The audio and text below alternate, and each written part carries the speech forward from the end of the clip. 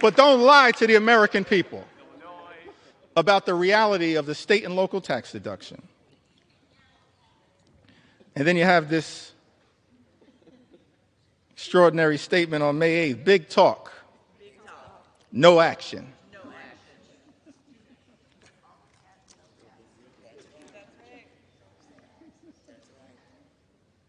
I guess in Texas they say all hat, no cattle.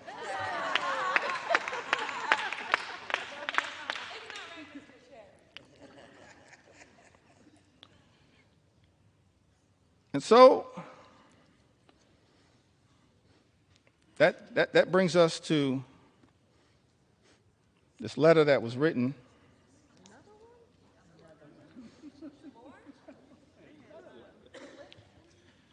prolific writers.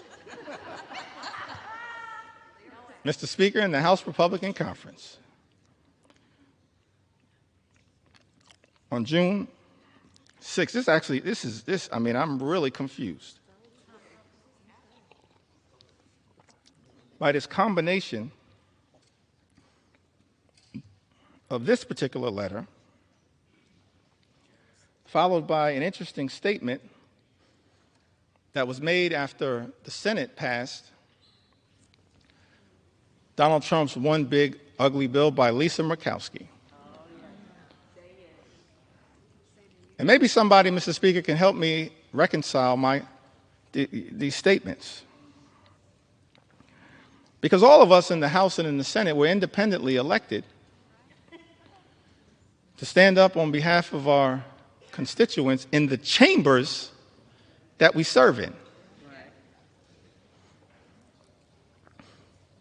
I'm going to get back to that point momentarily.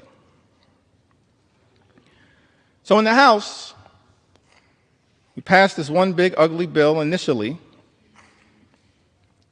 in late May that devastated Medicaid, devastated nutritional assistance,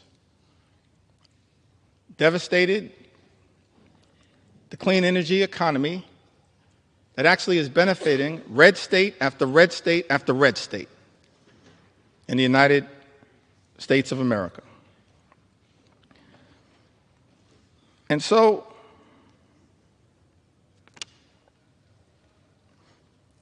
members of the House Republican Conference wrote to Majority Leader Thune and Chairman Crapo. This is after passing a bill in the House of Representatives that devastated the clean energy tax cuts that they are talking about in this letter on June 6th. It says, as members of the House Republican Conference, we write to express our continued support for common sense energy policy and to urge the Senate to substantively and strategically improve clean energy tax credit provisions included in the House-passed reconciliation bill.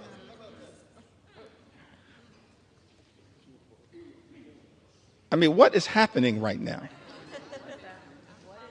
Maybe I don't understand the legislative process. So in this letter,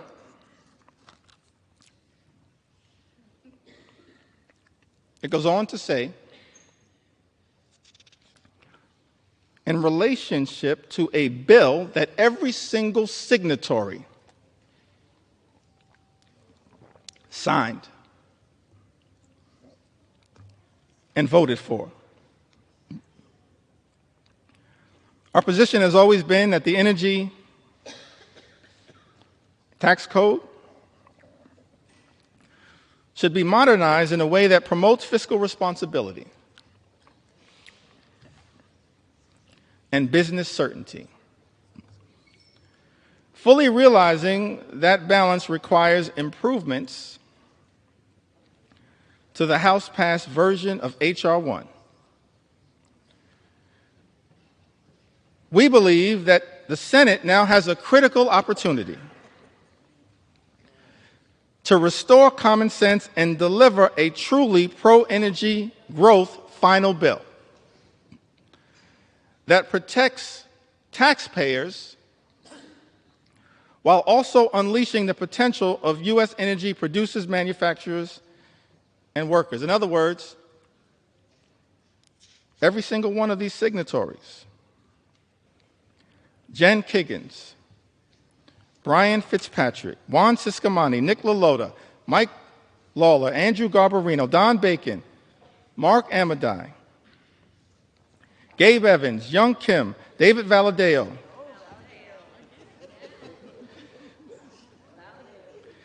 Rob Bresnahan, and Thomas H. Kane Jr. Every single one of these signatories voted for a House bill that undermined the clean energy economy, noted that it would hurt their own constituents, voted for the bill anyway, and then begged the Senate to make a difference. That's not how we should be legislating in the United States House of Representatives. That's not how you legislate, particularly when every single House Democrat voted against the bill. It left the House, limped out of the House by a single vote. So every single signatory on this letter could have stopped the bill that you yourself, Mr. Speaker, indicated the signatories of this letter damaged the very thing they claim to be fighting for. I'm confused, perplexed, flummoxed at what the heck is going on. Extraordinary.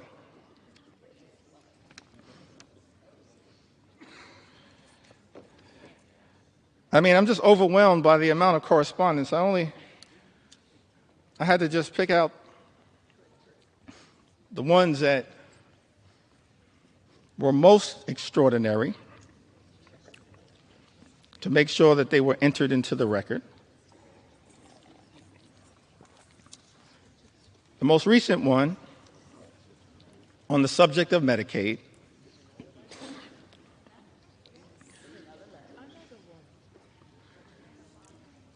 was written on June 24th. It was directed to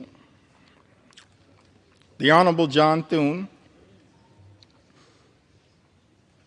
Majority Leader of the United States Senate, the Honorable Mike Johnson, Mr. Speaker, Speaker of the U.S. House of Representatives. I think it had, by my count, 16 members. No surprise, y'all. It was authored by David Valadao.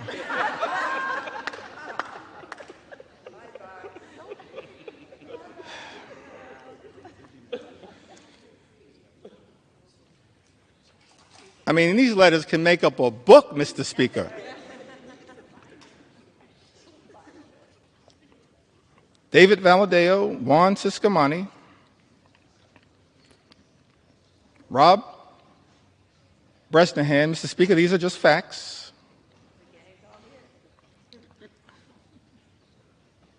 Chuck Edwards, Young Kim, Andrew Garbarino, Mike Lawler, Jen Kiggins, the gang is all here again. Jeff Van Drew, Don Bacon, Dan Newhouse, Zach Nunn, Robert J. Whitman, Nicole Maliotakis, Marionette J. Miller Meeks, and Jeff Hurd. 16 members, Mr. Speaker, of the House Republican Conference, in a letter written to you, Mr. Speaker, and the Honorable John Thune, Majority Leader of the United States Senate on June 24th, and here's the most extraordinary statement that was written in this letter. In the second to last paragraph, I think we call that the penultimate paragraph. In the second to last paragraph, it says, protecting Medicaid is essential for the vulnerable constituents we were elected to represent. Therefore, we cannot support a final bill that threatens access to coverage or jeopardizes the stability of our hospitals and providers. Mr. Speaker, 16 members of the House Republican Conference, who just a few days ago made clear on the record that they will not support devastating cuts to Medicaid.